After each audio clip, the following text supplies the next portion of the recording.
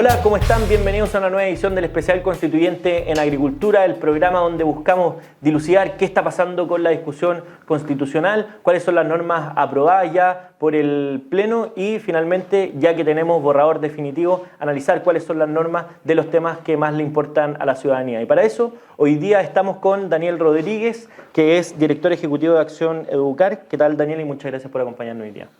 Muy bien, muchas gracias, José Francisco, por el espacio. Bueno, nosotros ya te tuvimos en este espacio cuando estábamos discutiendo y se estaban tramitando las normas de educación en particular en la Comisión de Derechos Fundamentales, pero hoy día ya hay un borrador definitivo y las comisiones que siguen funcionando tienen esta como limitación de que no pueden modificar el fondo. Desde un punto de vista general, ¿cómo te parece que se abordó la discusión constitucional en materia educacional y cuáles son los puntos más importantes que deja la Convención Constitucional? Mira, yo creo que son muchos los puntos, pero partamos por el proceso. Yo creo que el texto refleja bastante bien el carácter del proceso, que se destacó, a mi modo de ver, por una mirada muy cerrada, muy poca apertura a incorporar los puntos de vista de la sociedad civil, o incluso puntos de vista políticos, pero distintos a los de la mayoría de la Convención. Podríamos decir que esta mayoría que no representa en rigor correctamente a la población de Chile, esta mayoría hizo valer su preponderancia de manera muy fuerte y eso nos da una clave de lectura muy importante para el texto. Es un texto de izquierda y no quisiera aquí politizar las cosas más allá de lo necesario, pero tenemos que asumir que una clave de lectura del texto son sus autores y es el proceso. Entonces, eso nos permite ya sacar algunas conclusiones y no leer el texto en un vacío. Yo creo que eso es clave porque hoy día en el debate público constantemente nos están llevando a decir, bueno, pero mira, dice esto, oye, pero eso es fake news, eso no lo dice expresamente. Sí, pero la lectura de este texto no es simplemente verbatim, no es simplemente la palabra escrita directamente, sino el contexto en que se elaboró este documento, sus autores y el verdadero objetivo de sus autores que lo declararon durante el debate. Y eso ya nos da, como te decía, una clave de lectura del texto. Entonces tenemos un texto, en el fondo, partisano, que no incorpora ideas distintas, incorpora su propia visión de las ideas de otros, en el mejor de los casos. Estamos hablando de las cosas que a nosotros más nos competen, libertad de enseñanza y derecho preferente de los padres. Aquí lo que pasó fue que hay es como ponerle un filtro a una luz. La idea de la libertad de enseñanza, la idea del derecho preferente de los padres entra, digamos, como la luz entra, pero entra por un filtro. Y ese filtro es la visión que tienen los autores, que tienen una visión partisana, de esos dos conceptos, de esos dos derechos fundamentales. Y por cierto que es una visión muy incompleta, es una versión, algunos decían vaciada de contenido, es la pura cáscara de estas ideas, de estos derechos fundamentales, y eso por supuesto que nos preocupa. Claro, y una de las cosas que se le ha criticado a la Convención Constitucional o al borrador es que, y uno de los ejemplos que se ponen es precisamente lo que pasa en educación, pero también en otras materias como en salud, es que no calza el titular que tiene el artículo con el contenido propiamente tal. Y en redes sociales algunos constituyentes decían, mira, la libertad de enseñanza sí se abordó. De hecho, hay un artículo que dice libertad de enseñanza. Pero si uno lee como los artículos completos que tratan de esta materia, también fijan cerca de una decena de principios que tendría que cumplir todo proyecto educativo y eso evidentemente está antecedido por una visión particular de qué cosa significa cada uno de los conceptos. Entonces, desde este punto de vista, de nuevo general, ¿te parece que se abordan bien estos temas, el derecho a la educación, la libertad de enseñanza, o hay una diferencia entre el titular y finalmente el contenido del artículo, la regulación? Mira, lo voy a plantear distinto. Los que más han insistido que la libertad de enseñanza y el derecho preferente de los padres son quienes han estado en contra de esos dos derechos durante básicamente 10 años. Entonces tenemos que creerle al adversario del concepto, que el concepto está bien incorporado. Ya ahí yo tengo una duda. Y entonces ese como acto de fe que tenemos que hacer de creerle al adversario del concepto, que el concepto está bien incorporado, ya es una duda. Y lo segundo es que yo creo que la izquierda o quienes hoy día están apoyando fuertemente el texto en educación tiene que tomar una decisión. O está de acuerdo con el texto, cambia cosas, o no cambia nada. Porque no puede ser que para las cosas que menos les gustan, no, todo sigue igual, tú tranquilo, no hay cambio. Pero al mismo tiempo lo defienden como un texto que va a cambiar básicamente el perfil del país. Entonces pónganse de acuerdo. O cambian las cosas o no cambian las cosas. Mi impresión, y yo creo que estoy de acuerdo con ellos en eso, sí cambia, y cambia bastante. Entonces decir, cada cosa que uno le critica al texto, no, eso es cambiar el terror, eso es fake news, no va a cambiar nada. Pero tú estás contento con este texto, que me dice sí va a cambiar, entonces ¿qué pasa? Hay que ponernos en modo honestidad intelectual. Y aquí la gente decidirá. O sea, aquí esto no es un debate que vaya a ganar yo con argumentos o ellos con argumentos, esto lo va a decir la gente. Y con la gente hay que ser claro, este texto es un cambio radical a lo que tenemos. Y cambio implica que se ganan cosas y que se pierden cosas. No puede ser, nadie va a caer en la fantasía de que todo va a mejorar. Algunas cosas van a mejorar, algunas cosas van a empeorar.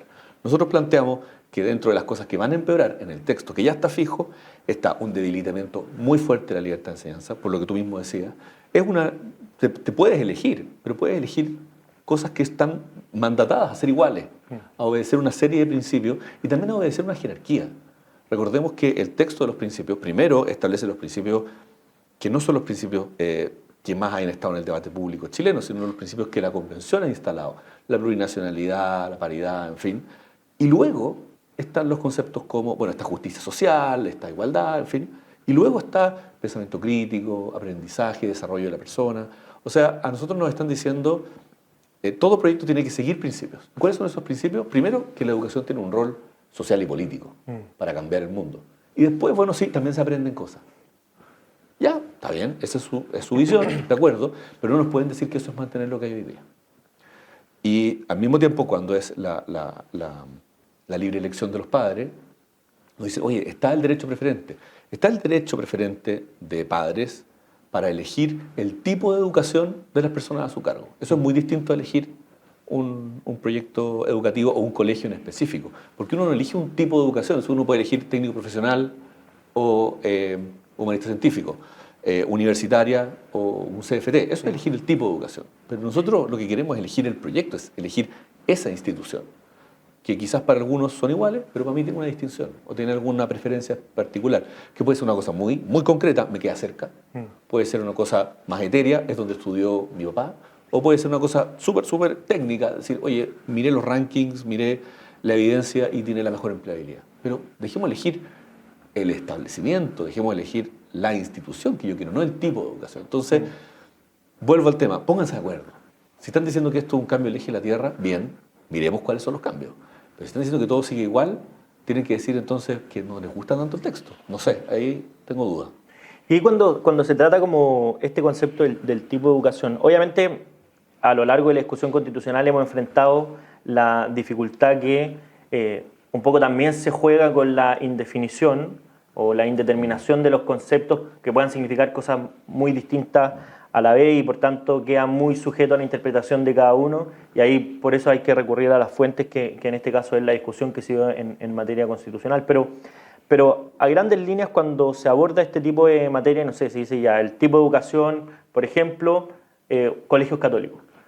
Pero claro, pero dentro de los colegios católicos hay una multiplicidad de diversidades y proyectos cada uno, o sea, distintos. O sea, no es lo mismo un colegio del Opus Dei con otro jesuita, otro salesiano. Tienen esencias distintas. A tu juicio, esa como distinción que de repente es casi milimétrica, pero es tan importante para la vida cotidiana de las personas que al final las llevan a decidir el tipo de educación para su hijo, ¿se aborda de manera correcta o está más bien sujeta a estas condiciones de los principios? Es decir, en otras palabras, ¿qué concreción práctica tienen la exigencia de estos principios a todos los establecimientos de educación? Mira, ahí tenemos que ir un poco más a lo general. Uno espera la Constitución que fije criterios o que fije reglas que no sean finalmente determinadas por un burócrata, que su aplicación no termine finalmente aplicadas por un burócrata.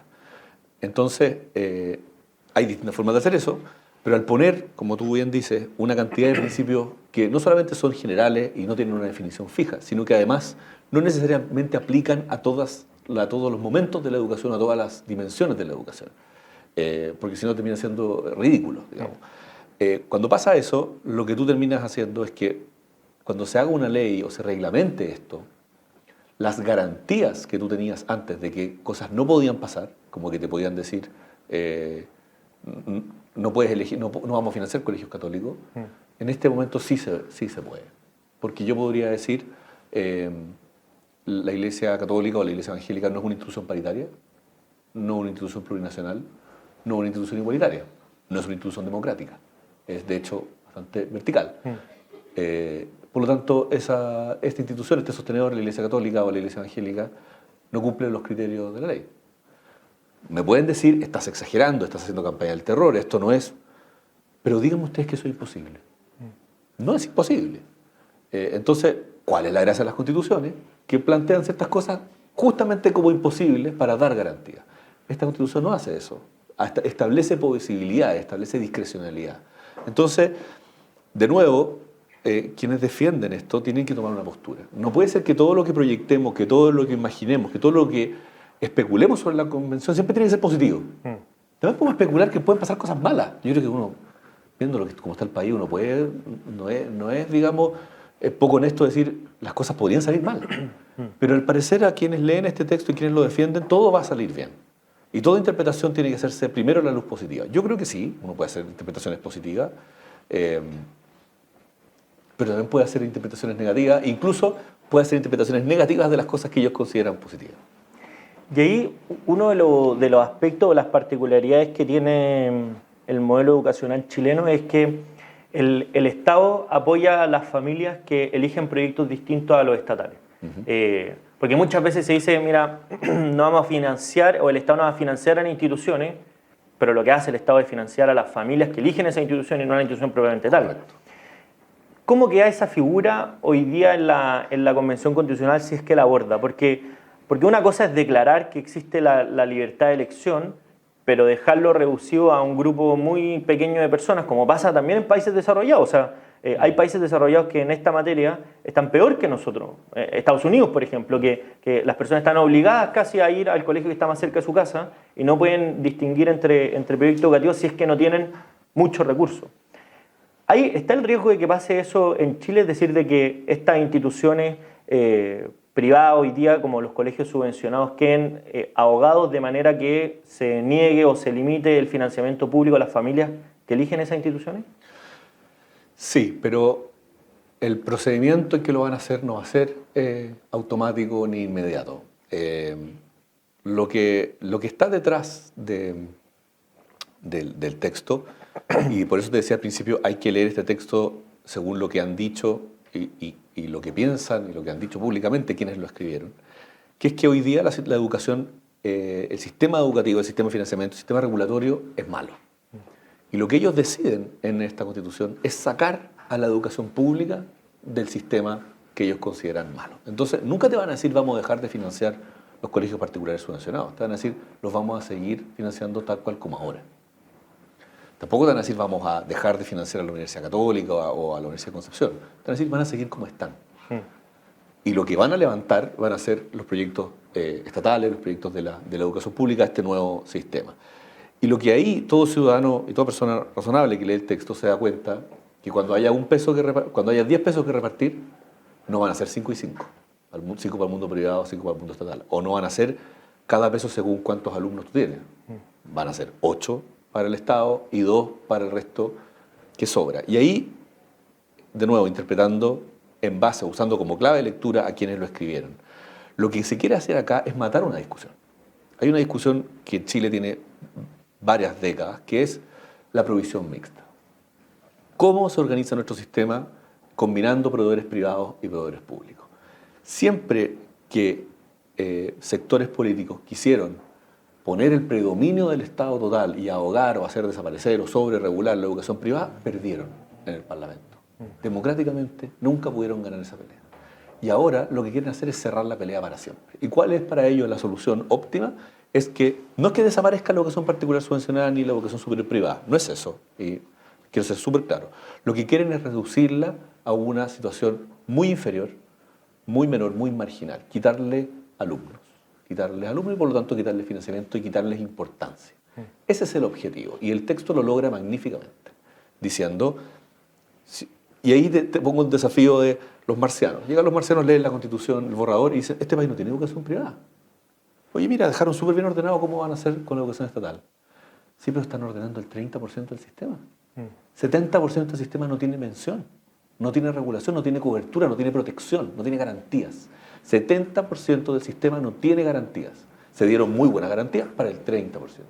Es una constitución de un país que no existe en temas de educación. Entonces, creo yo que eso es lo que hay que tratar de transmitir a las personas, que no va a estar, se acaban los colegios privados, no, pero las reglas quedaron de tal manera que la balanza está tan empinada hacia la educación pública, que puede ser una opción, nadie está en contra de eso, pero en el fondo se dejó sin protección al 70% de los colegios y se dejó sin, en el mundo técnico profesional, por ejemplo, se dejó sin ninguna protección y sin ningún tipo de financiamiento al 99% del sistema.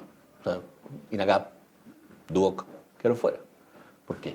Y ahí es donde yo creo que esa es la clave de la lectura, no el texto literal.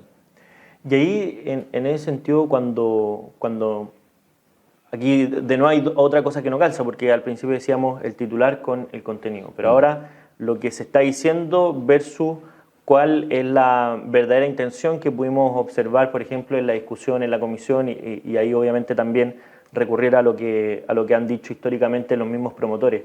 Desde ese punto de vista, ¿cuál es el principal riesgo, más allá de, por ejemplo, establecerle requisitos a las instituciones que no van a poder cumplir? Pienso principalmente en materia de educación superior, cuando se le empiece a exigir cogobierno o triestamentalidad, por ejemplo, que es una de las alternativas que se barajaron en la discusión. ¿Cómo queda esto al final? Como el exceso de regulaciones, ¿a quién termina perjudicando? Porque hoy día vemos también que una limitación importante de los colegios es que tienen que cumplir un montón de exigencias por parte del ministerio. Eso probablemente se vaya a profundizar. Sí, porque lo que quedó en el texto no es un exceso de regulación, es un exceso de potestades que va a tener el regulador para meterse en cosas que antes eran cotos vedados. La autonomía, la capacidad de abrir, administrar, mantener colegios, que quedó eliminada. Todos esos eran cotos vedados que permitían que el regulador hubiera cosas en que no se podía meter. Todas esas limitaciones se acabaron. Entonces, no hay que leer el texto en rigor de lo que dice, sino lo que deja hacer. Y lo que deja hacer es muchísimo, tanto en el tema de triestamentalidad, cogobierno, esas áreas en educación superior que son muy sensibles porque, en fondo, desnaturalizan los proyectos. Pero también en el área escolar, cuando se establece formas de administración que son propias del sistema público, con participación incidente. ¿Por qué? Porque todos somos ciudadanos, todos pagamos impuestos, pero no es lo mismo en el caso de una institución privada en la cual no tiene por qué, si no lo quiere, entregar su gobernanza más allá de quien en el fondo es quien lidera el proyecto educativo. Puede entregarla también, o sea, uno puede establecer formas de participación, son totalmente legítimas, pero esas formas de participación no implican que tú pierdes control sobre el proyecto que tú creaste. Y eso fue una pelea muy, muy dura en la convención que en el fondo quedó soterrada porque genera preocupación, pero está. O sea, se define que la condición mínima para estar en el Sistema Nacional de Educación es ser democrático. ¿Qué significa que una universidad sea democrática? Tampoco es claro. Yo me imagino que van a haber muchos debates sobre cómo se concreta eso y más que nada van a haber muchos recursos, ya no existe el recurso de amparo, entiendo, pero van a haber muchos recursos a decir, oiga, yo quiero que inviertan primero en la facultad de odontología que en la facultad de medicina. Quiero participar de esa decisión, quiero que los recursos vayan para allá. Esta institución tiene que ser democrática, por lo tanto me tiene que escuchar. Son ese tipo de dudas las que se van abriendo y las que generan mucha preocupación. Ahora, para ir al fondo de tu pregunta, el impacto directo. Yo creo que la imagen más concreta es que uno sale de su casa y ve un colegio particular subvencionado y un colegio público. Hoy día hay una regla que permite que la plata que llega a uno y llega a otro depende de cuántos niños tiene. Las reglas de ahora van a hacer que cada 10 pesos, básicamente, 10 van a llegar a ese, o sea, 9 van a llegar a ese, 8 van a llegar a ese, 2 van a llegar acá. Así está. No me digan que no, eso no lo dice el texto, a eso va. Y si no va a eso, de verdad yo creo que los constituyentes hicieron un muy mal trabajo, porque ese es su objetivo, y lo han dicho. Piensa en las consecuencias que va a tener en un año, no muchas. Piensa en las consecuencias que va a tener en 10 años, muchísimo. Probablemente el colegio 1 que usted ve va a desaparecer. Porque no es que la convención, hay una cosa que no hizo, que fue multiplicar la plata. La convención pretende operar con la misma plata que tenemos. Claro. Y por lo tanto, si es que a uno hay que favorecerlo muchísimo, está totalmente protegido, regulado. Recordemos que el financiamiento para las instituciones del Estado queda permanente, suficiente. ¿Qué es suficiente financiamiento? ¿Cuál sería un sueldo suficiente para ti o para mí? Yo creo que es bastante más alto del que ganamos, ¿no? Muchísimo. Entonces, probablemente el financiamiento que requiere el colegio, suficiente para uno, y para el otro, el reglamento. Para mis amigos todo, para los otros el reglamento. Por lo tanto, ese colegio probablemente en el tiempo va a ir perdiendo la oportunidad de ser una oferta atractiva. Y así lo vamos a ver en todo. Y en concreto, en lo que está hoy día en la Convención Constitucional, en el borrador definitivo que ya presentaron, a tu juicio, ¿se protege verdaderamente la libertad de enseñanza? ¿Sí o no? ¿Y por qué? No, porque los tratados internacionales que ya son supraconstitucionales, que debiéramos nosotros buscar expandir, buscar concretar, buscar ampliar esos derechos humanos, no quedaron y de hecho lo que quedó está bajo ese estándar. El estándar internacional en derecho preferente a los padres y libertad de enseñanza es súper claro. Los papás tienen derecho a elegir proyectos que son explícitamente distintos al estatal. Uno, cosa que no está, está que puedes elegir proyectos. No, que puedes elegir tipo de educación. El derecho internacional de los derechos humanos dice elegir establecimientos expresamente distintos a los estatales, bajo el estándar internacional, bajo el estándar de los derechos humanos. Dos, ninguna norma, las normas tienen que ser mínimas, y ninguna norma puede terminar de alguna manera conculcando la libertad de enseñanza. Tampoco está. O sea, estamos 10 pisos bajo el piso de los derechos humanos en libertad de educación. Por lo tanto, la respuesta es no, está mal implementado. Y no lo digo yo, lo dice el Pacto Interamericano de Derechos Económicos, Sociales y Culturales. Bueno, entonces vamos a estar muy atentos porque sin duda es un tema que le interesa mucho a la ciudadanía. Daniel Rodríguez, director ejecutivo de Acción Educar, muchas gracias por habernos acompañado hoy en este especial contribuyente. Y muchas gracias a ustedes por la sintonía. Los dejamos invitados a seguir revisando estas ediciones del especial constituyente sobre los temas que más les importan. Nos vemos en una próxima edición. Que esté muy bien. Chao.